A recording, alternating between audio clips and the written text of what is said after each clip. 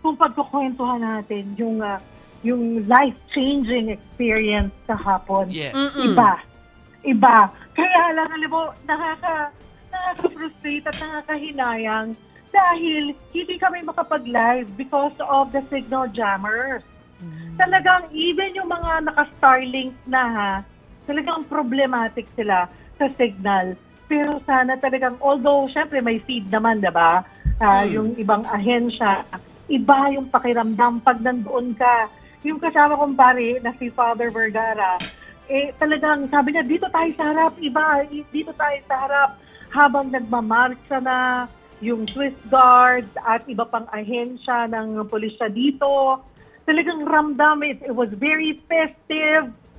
Iba. Tapos nung una, actually, yung hinihintay na usok, kasi umasa kami na, malay natin, kakaiba ito this time na unang botohan pa lang meron na, so wala. In the morning, wala, diba? Pero yung panghapon, positibo ang lahat na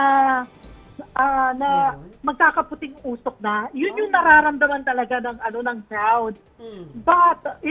Pero hindi nila in-expect na doon sa unang botohan ng hapon. Parang most of us were expecting na, ay mamayang gabi puti ito. Mamayang gabi pa. Then come around 6 p.m., lahat ng mga nakaupo na sa grounds na naghihintay na patayo, naghiyawan, nakakakilabot yung experience. It was really life-changing, very touching. Maraming nagyakapan, napaluha. Ako pinalabutan Muntik ko nang mayakap si Father, nahiya lang ako. Nakita ko yung mga litrato ni Cheryl, kita ko naman na yung mata mo ay paluha. Parang nakakaiyak mo kasi talaga. It was different. You know, kahit na anuman ang religion mo, alam natin na iisa ang Panginoon natin And for me, it was more of a reminder for me na I am here. Yung representation ng Panginoon sa sambayanan, sa buong mundo. Iba, hindi ko ma-explain. Talagang, ngayon lang, siguro kung ako yung nasa screen nyo ngayon, naluluha na naman ako. Just, sharing that experience. Especially now, yung klase na, ayan na, nanginginig na yung boss ko. Yung klase, yung pinagdaraanan ngayon natin, diba? Yung the challenges in life. And ako feeling ko parang may rason kung bakit isa ako doon sa mga na naroon sa mga sandaling iyon. Yun yung iniisip ko sa magdamag, nagre-reflect ako. Sa maliban sa trabaho ito, pero hindi lahat ng journalist or lahat tayo ay napapadala sa ganitong trabaho. So, iniisip ko hanggang makatulog ako before ako natulog sa gabi na ano pa yung mensahe? Ano pa yung mensahe ng Panginoon na bakit isa ako doon sa nakatayo sa harap ng St. Peter's Basilica na naka-witness sa pagharap ng bagong Santo Papa. Yun yung akin sa personal. But with the guards, with the crowd kahapon, nung ina-announce, hinihintay na, diba? Gumalaw yung kurtina na pula. Ayun na, hiyawan na, gumalaw pala. Sabi na, ilalabas na nung isinara na yung kurtina. Teka, wait, balikan ko, yung nag-a-announce pala, yung i-announce na yung pangalan. Pero parang delayed yung reaction ng crowd.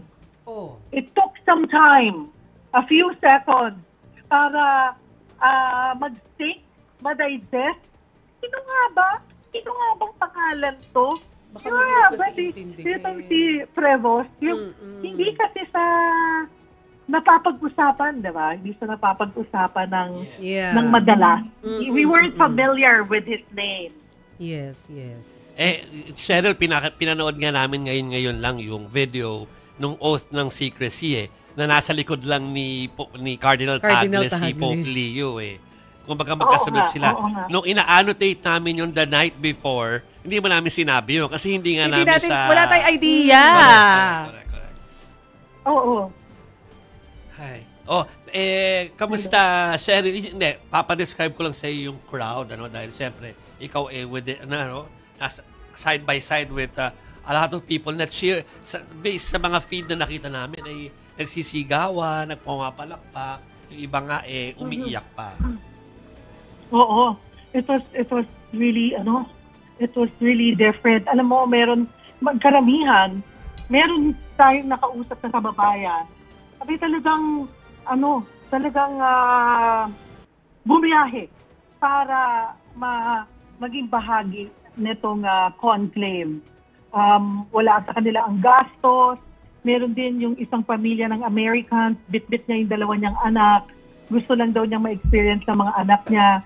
And they were also surprised that it was an American na hirang na bagong Santo Papa. Pa rin, talagang yung feels dito, yung feels kanina ay talagang puno pa rin ng saya.